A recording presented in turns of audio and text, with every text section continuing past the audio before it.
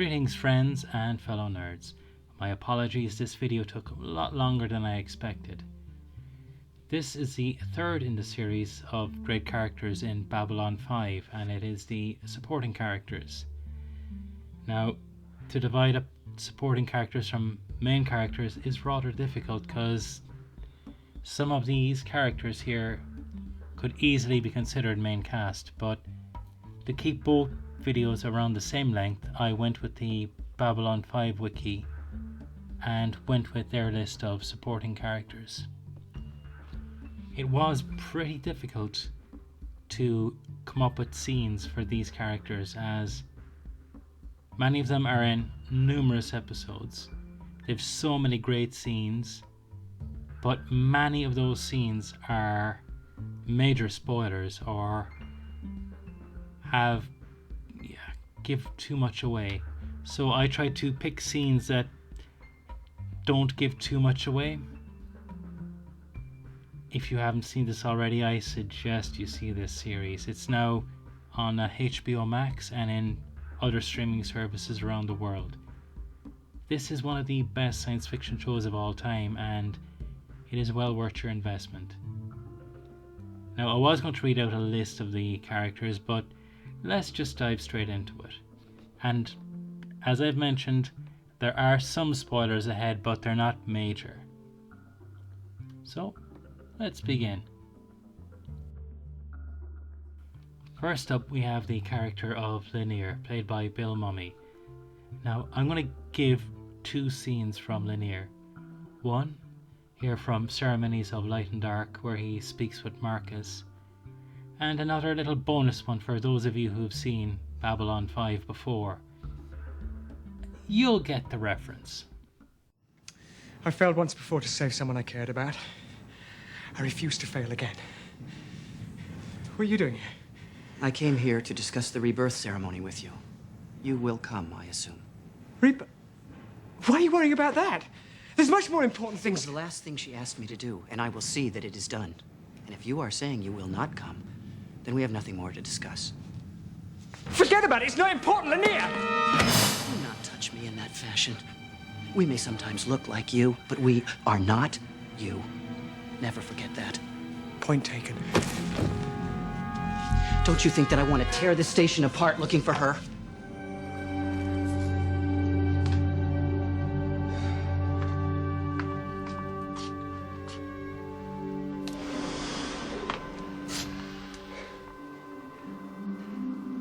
Woo-hoo.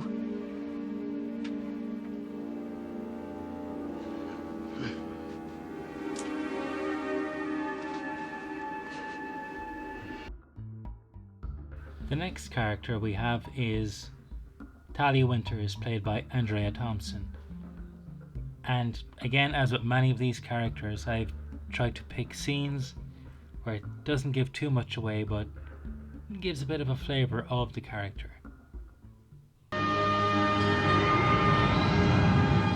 This really isn't necessary. Captain's orders. Now he's worried about you, and so am I. Besides, this gives us a chance to get to know each other better. I've led a fascinating life. Mr. Garibaldi, Taro Isogi was like a father to me. I loved him as a client and as a mentor and as a friend. And now he's dead. You'll forgive me if I'm not in the mood for your usual badinage.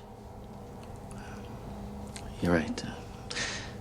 It's a bad time for you. I'm being a yutz.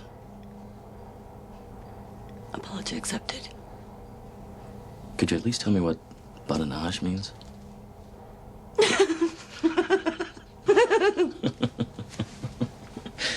Well, my pop always said that laughter is better than pills for what ails you. He was right. We'll get the creep who did this, I promise. That won't bring Taro back, or his dreams from Mars colony. No, but it will save someone else from getting killed. Next up, we have the character of Natasha, played by two different actresses, Mary Kay Adams and Caitlin Brown. Both who did wonderful jobs. And let's have a look at Natasha in action and see why she is a great character.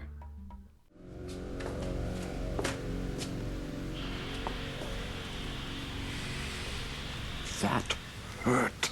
Ambassador, it was the only way to disable the pain givers.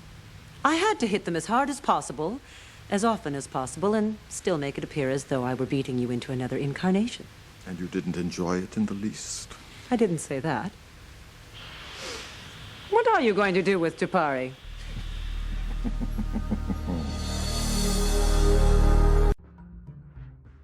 Now we come to a character who's often a little maligned, but I feel had some really great contributions to the show. That is Lieutenant Warren Keffer, played by Robert Rustler.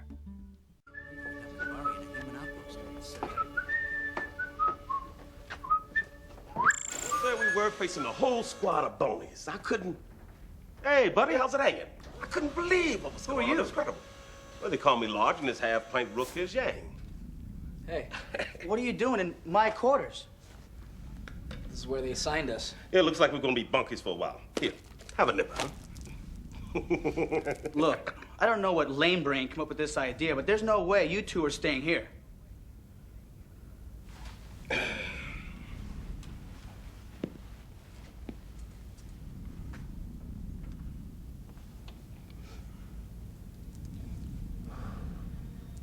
got some kind of problem there, boy. Yeah, I got a problem. Just give me a minute to find a ladder and we'll hash it out face to face. He's all right. You're all right, baby. Come on, sit down. That's great. Sit down. Yeah. Have a stogie. So, anyway. Oh, Buffer opens up with a maze and frags that point man. Oh, man, all hell breaks loose. Next up, we have the character of Marcus Cole, played by Jason Carter. And Marcus is one of my favourite characters in Babylon 5, and he can play the silly and he can play serious, and he plays both roles brilliantly.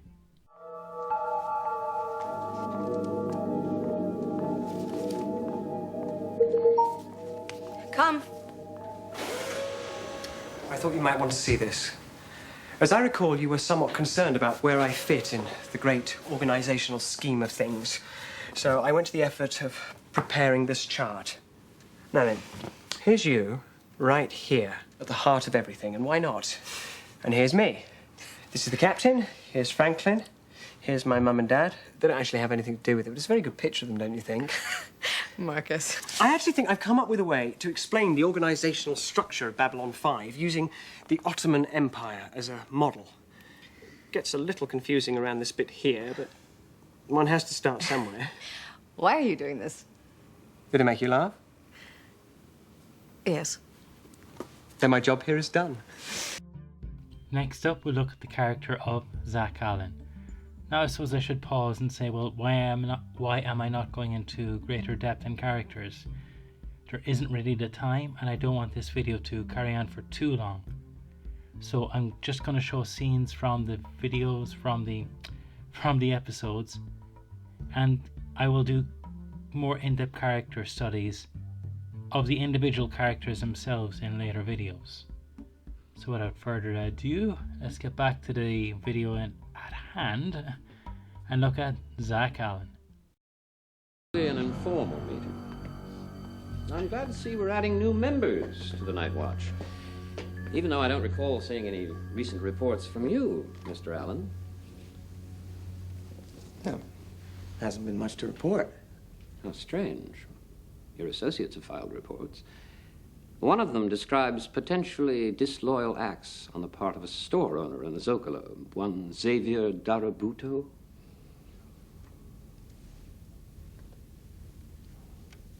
Well, he said he thought the new were a little nuts, but I don't think... Sedition comes in small packages as well as large ones, Mr. Allen. Now, perhaps this store owner is nothing more than a vaguely dissatisfied citizen. But how can we tell the real troublemakers from the innocent bystanders unless we're kept informed? Oh, I thought we could exercise our own discretion. Yeah. Of course you can. But the Night Watch exists to protect our people from misinformation and harmful ideas. Sometimes those harmful ideas can be very subtle. You might not recognize them, but we will. I know. I have reports from the others on dock workers consistently late for work, sabotaging efficiency. Several of your lurkers have spoken to reporters about poor conditions here and at home. Have openly criticized presidential decisions. Have you nothing to report? Well, I guess I haven't been thinking in those terms. I'm not sure I'm really comfortable with it. Well, let's make it easy for you, shall we? Can you verify the report about the store owner that I mentioned? He's already been named, so you wouldn't be adding anything new, just confirming what we already know.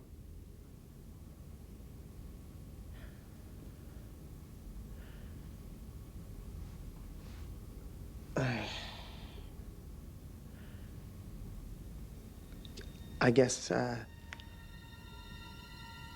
mean, yeah, I heard him talking, but it's just talk. That's fine. There, you see, that wasn't so bad. You learn. You're flexible. You show great promise, Mr. Allen. Great promise indeed. Now, next up, we have the character of Kosh, who is really an enigma throughout the show. Kosh is voiced by Ardwright Chamberlain.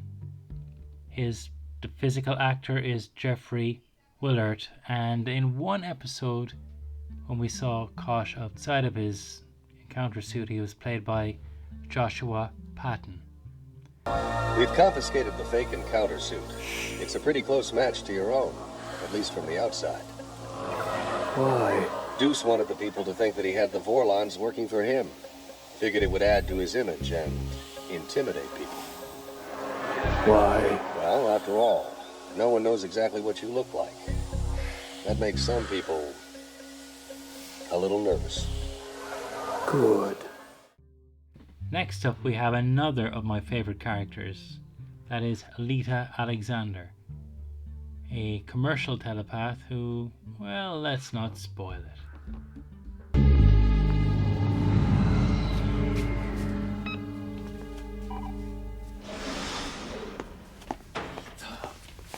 Lita Alexander, as I live and breathe. I suggest you remove your hand, Ambassador, or you won't be doing either for much longer.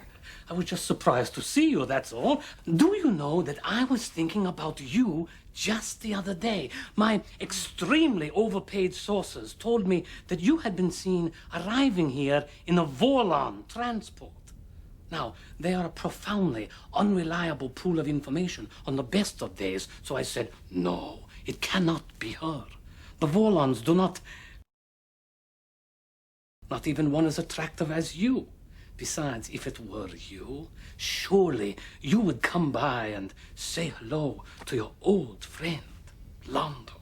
I'm sorry, Ambassador. No, Londo, please. But I'm really very late. If you will excuse me. You have been to the Vorlon homeworld, haven't you? I would pay a great deal of money for an hour of your time to find out what you have seen there. Oh. Lita, I understand the Psi Corps is looking for you. I would hate very much for them to find you. So would I. Because I'm not with the Corps anymore. That means I'm not bound by their rules. So if someone were to turn me in, I'd find him. And before they took me, I'd plant a nightmare deep in his mind where no one else could find or remove it. And that person would spend every night for the rest of his life screaming. Now, next up we have a character, David Corwin, played by Joshua Cox. And this character shows just, honestly, how great this show is. This character was in the background for a long time, becoming more and more prominent as the show progressed. This helps with continuity, helps fill in the background, helps make this world believable. So here's a brief scene with David in action. It's great. I haven't had real coffee since I can't remember. It just costs too much to bring the stuff in. I had the hydroponic guy set aside a little space for me. I know. Hydroponics garden is to be used only for fruit, vegetables, and oxygen reclamation, but sometimes you've got to bend the rules a little bit in order to get what you want. Does that idea bother you? No, not really. I don't think the ends always justify the means, but if no one's hurt, and if it's good for Earth, I've got no complaints. That means a lot to you, doesn't it? Serving Earth. Well, sure. It's why we're all here. To follow orders and do what's right for Earth. But what do you do if there's a contradiction? If doing what's right for Earth and following your orders aren't the same thing? I don't think that's a decision I can make on my own. You can't just decide which orders to obey and which to ignore. We have to respect the chain of command, or everything falls apart. So if you saw someone trying to get other officers to speak out or even act against Earthdome, you'd report them? Absolutely. Why? Is there anyone you want me to keep my eye on? No, it's just a hypothetical question. With everything that's going on, it's good to know where we all stand with each other. Well, it's getting late. Thank you for stopping by, Lieutenant. I'm glad we had this time to talk. Sure. Anytime.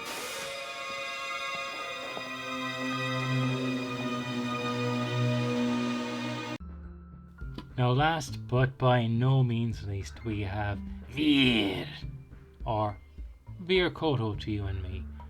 Now this character is brilliant and honestly probably should be main character, but I am sticking pretty much to the Babylon wiki to separate them out.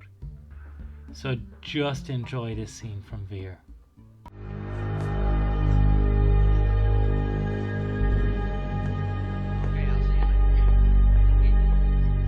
Mr. Morton. Here. I was expecting Ambassador Malari. He was recalled to Centauri Prime for consultations about the war effort. And how is your war going? Why do you ask me questions when you already know the answers? Just making conversation. Here, sit. Sit.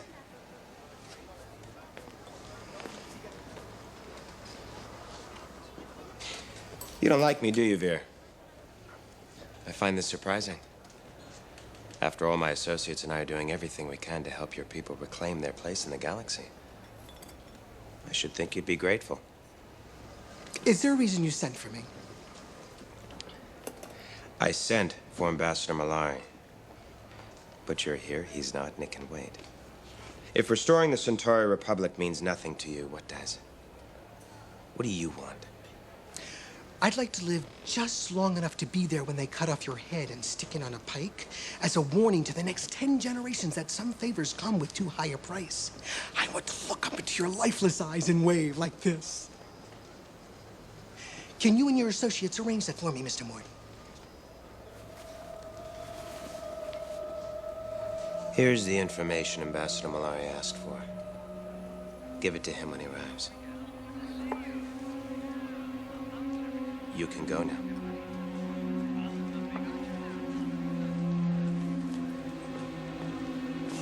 Mr. Morton.